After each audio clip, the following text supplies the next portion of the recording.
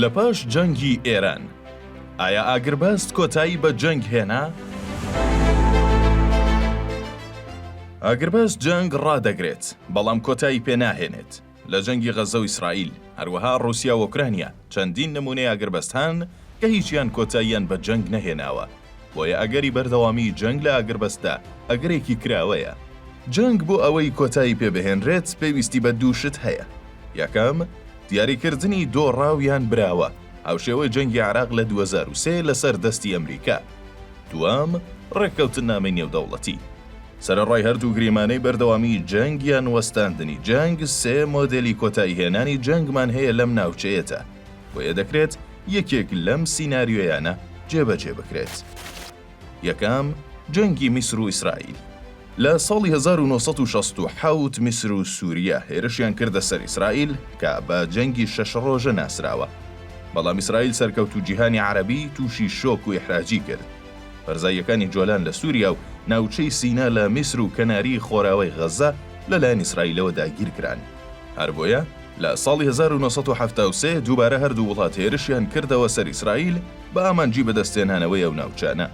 دەرەنجامی ئەم جەنگە ڕێککەوتنامەی کامپ دەیڤدی لێکەوتەوە لە ساڵی 1978 کە بە سەرۆکایەتی جیم کارتەر سەرۆکی ئەو کاتی ئەمریکا، ئەنوەر سادات سەرۆکی ئەو کاتی میسر و مەناحیم بیگن سەرۆکوەزیرانی ئەو کاتی ئیسرائیل ئەنجامدرا. هەروەها ئەو ڕێککەوتنامەیە بە پەیمانی ئاشتیش ناسراوە کە بووە هۆی یاساییکردنەوەی پەیوەندیەکانی هەردوو وڵات و دوجار کوژرانی ئەنوەر ساداتی لێکەوتەوە. دووەم، جەنگی 8 ساڵەی عێراق و ئێران. لە ساڵی 1980 عێراق هێرشی کردە سەر ئێران و خاکێکی زۆری داگیر کرد.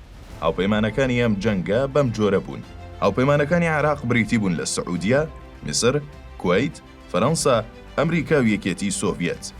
هاوپەیمانەکانی ئێران بریتی بوون لە سووریا، لیبیا، ئیسرائیل و چین.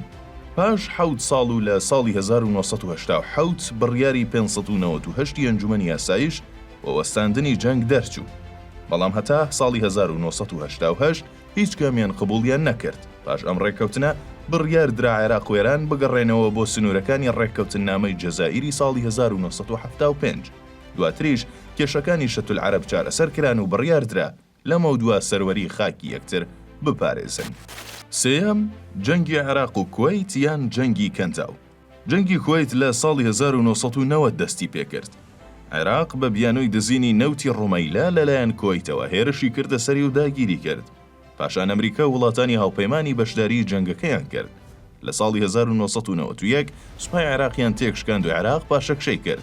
ئەم جەنگەش بڕیاری 687 و 688 ئەنجومەنی یاساییشی لێکەوتەوە. گرنگترین خاڵەکانیشی بریتی بوون لە یەکەم، گەماڕۆی ئابووری خرایە سەر عێراق، دووەم، بڕیاری لە ناوبردن و چاودێریکردنی چەکی کیمیایی و موشکی دوورمەودەی عێراق درا، سێئەمیش ناوچەی دژەفڕین بەسەر باشوور و باکووری عێراقدا سەپێنرا. دوجار ڕاپەڕێنی کوردستانی لێکەوتەوە.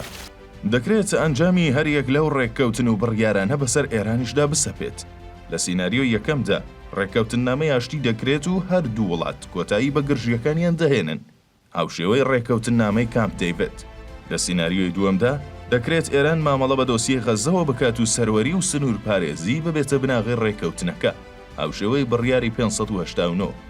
لە کۆتا سیناریۆشدا دەکرێت هاوشێوەی جەنگی کەنداو بێت کە زۆرێک لە توێژەرانی سیاست پێیان وایە جەنگی 2003 درێژەی جەنگی کەنداو بوو، چونکە بووە هۆی دروستکردنی ناوچەی سەلامەت بۆ کوردەکان و بەهێزکردنی ئۆپۆزیسیۆنی عێراقی لە ناوەوە و دەرەوەی عێراق و لە ناوبردنی توانە سەربازیەکانی.